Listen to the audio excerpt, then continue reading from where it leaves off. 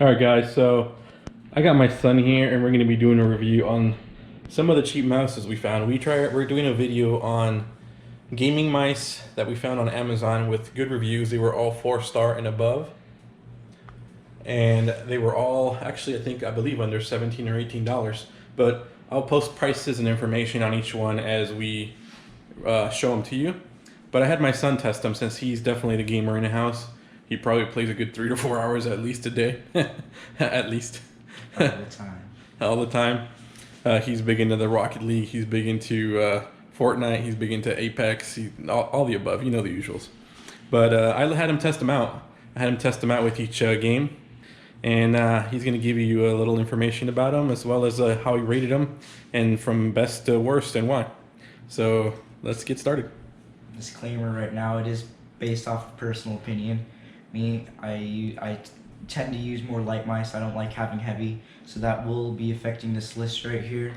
And I just did sort of how it felt. I mainly played CSGO with this because I've been playing that a lot lately, and I know that really is mouse heavy. So here it's going from this is the best to worst list. So right here we have Hilari F300. This is a lot like Razer's, I think, Naga. It's one of them, but it's really similar. I like the design. It's very simple, and I just like the way it felt when playing. And it's not like a really heavy mouse. It doesn't have any weight adjustment. I did like the way the wheel is because on some of these the wheel also did like sort of degrade the performance, I'd say. But it just felt like very nice. You can change the DPI right here, and then with this one you can change the color. So like that turns it off.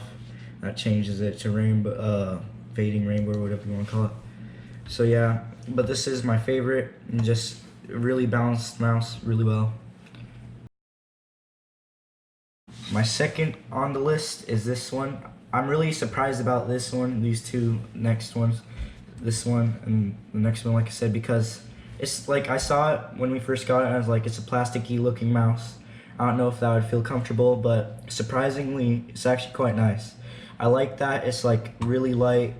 One thing I would say that sort of did bother me a bit was the wheel. You have to move it a decent amount to actually get the click or whatever you want to call it. But it was light. It's really well balanced. That'd probably be what got this to second, is the way that it felt because of how light it was. Right here, what you do, press it and it changes the color and the DPI, so you can't change them separately, but still. So the color changes based on a DPI, so you know what DPI you're in based on what color you're in. Yep. And this is my third on my list, the Red Dragon M602.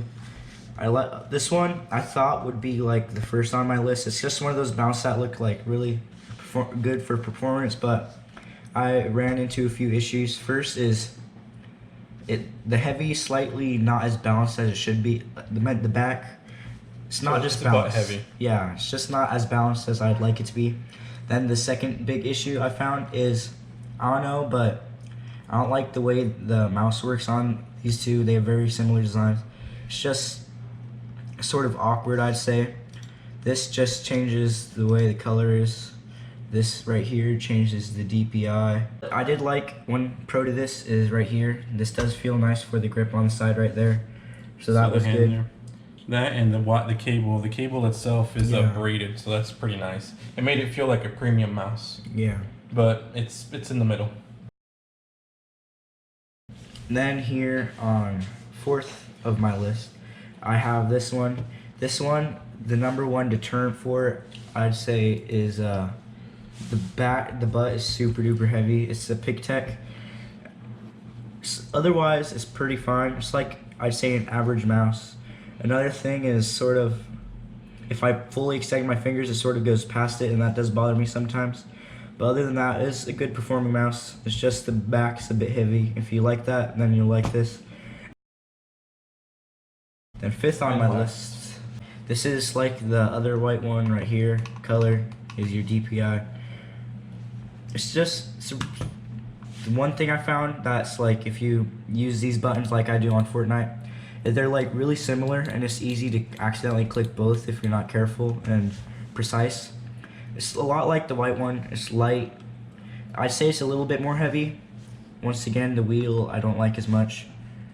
Sometimes, I wouldn't say, it depends on how you hold your mouse. The gears could be awkward for some people, but me, it's fine. Yeah, this one has some odd gears on the side, or wheel, whatever you want to call it. Doesn't do anything. It's just decorative. Yeah, I could see that getting in the way for some people that hold it differently, possibly. For me, it worked out fine, but other than that, that's our list. My chooses and why. Your choices. Choices, yes.